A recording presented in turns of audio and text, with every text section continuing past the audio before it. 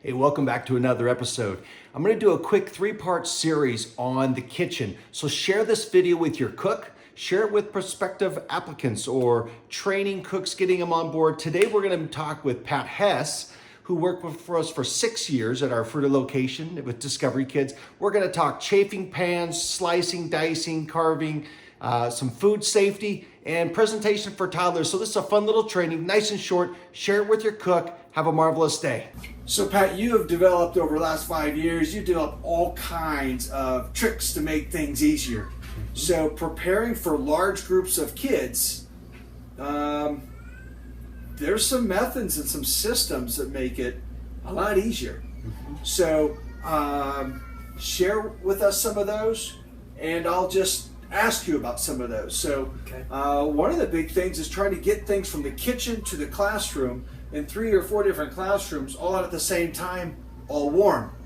When you can only cook so many items, if it's pancakes or if it's something out of the oven, maybe you don't have enough oven space. Right. How do you keep it warm? What are some of your warming mechanisms and things you do? As far as like for the pancakes, French toast, waffles, I have this pan which is used specifically for that. Yep. And this pie pan, and I put water in here. Put a pan on top of the water, kind of like a chafing dish, like if you're going through a buffet line, right, something like that. Right. Then I'll hold the pancakes, the waffles, the French toast in the pan with the water underneath it, because there's no way, especially with pancakes, there's mornings where I'll have to have 80 or 90 pancakes ready at the same time just to get the kids started on breakfast. Right. Well, there's no way that you can keep those hot or even close to warm with that many pancakes without doing something like this. Yep. Same with the waffles, same with the French toast. One of the things that you've done with your spaghetti is you use a pan like this, I believe, cook the spaghetti, pour it in there, and then tell me about it. Yeah, and then I use this, it's called a bench knife or a scraper, a dough knife, whatever. So yeah, I do it with the noodles as well. Right. Okay. Put the spaghetti or the noodles in the pan, and then chop them up. And then that way it's a lot easier. The staff requested that, right, actually, that I do that because it's a lot easier for the kids to eat. It's a lot less messy. They can get it on a spoon or a fork. Either one. And it's not sliding off. Right. Yeah. And they're not putting it in their mouth and then like that, and then spaghetti sauce flapping all over their face and their friends' face, their neighbor's face, the table. 101 Dalmatians, right? Yeah. Exactly. Yeah. How about watermelon? You do the same thing with watermelon. Now, do you cut the whole outside off the watermelon? I do. Yeah, I cut the watermelon, the cantaloupe, honeydews, anything like that. Right. Cut the ends off. Stand it up on end. Yep. Take the knife, cut the rind off all the way around, and then cut it up into pieces. And there again, I mean, it's more child friendly. What do you do with your taco salad? This the lettuce, grated cheese, diced up that lettuce the same way, or yeah. Or I cut it up. I cut it up pretty fine. Yeah. Pretty small. That way, there again, the kids can use a spoon to eat it. Right. Because I mean, you have those kids trying to stab that salad with the fork, point. And there again, small to fit on a spoon. Yeah. And good. That's one thing you learn about catering to the palates of kids. Yep. Is we're not feeding adults like we would, say, at home or at a restaurant. Right. You don't have the salad in the chunks like this. Right. But yeah, the taco salad, lettuce, cheese. I do fresh pinto beans, dried pinto beans. I don't do the canned ones. I put a little bit of corn in there. Oh, we're back to the taco salad. Yeah, because we never did finish that. So the corn has a little crunch to it, plus the color. Because people eat with their eyes. Yeah. And so if it doesn't appeal to their eyes, then they're going to almost talk themselves into and convince themselves that it's not going to taste good because it doesn't look good. Right. And so it's the same thing with the kids. If it looks good, you have some good color in it, different textures like the crunch from the corn, the soft from the beans, the crisp from the lettuce. Right. That kind of thing. The flavor from the hamburger. It's not just a soggy salad. Not at all. Can't do a soggy salad. No, and it shouldn't be a soggy salad. I mean, I know I don't like to eat them, and I don't think the kids, they would like to eat them even less than I would. Yeah. Because I mean, there are some things that I'll eat that maybe other people wouldn't, but and kids in particular. Right. Just like the small pancakes, they don't have to be small. But the kids are small. You know, Right. you don't want pancakes this big in front of a 1 or 2 year old. Right. You know, they are more comfortable with those smaller. Plus, if you do smaller size pancakes for the little ones, they get one. The bigger ones, they get two, and the other ones they can continue to Right. and portion it out.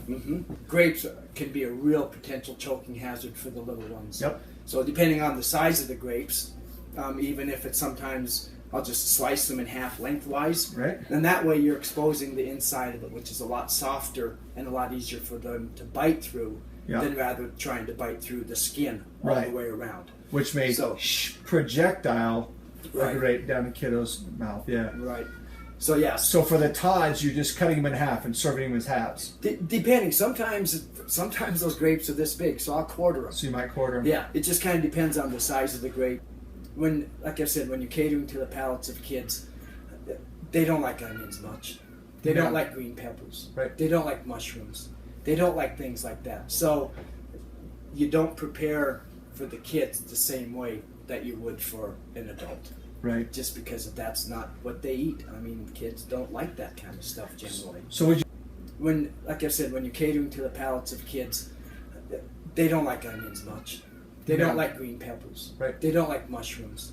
They don't like things like that. So you don't prepare for the kids the same way that you would for an adult. Right. Just because that's not what they eat. I mean, kids don't like that kind of stuff generally. So would you be fair? Would it be fair to say you want to challenge their palate, but cook for their palate? Mm-hmm.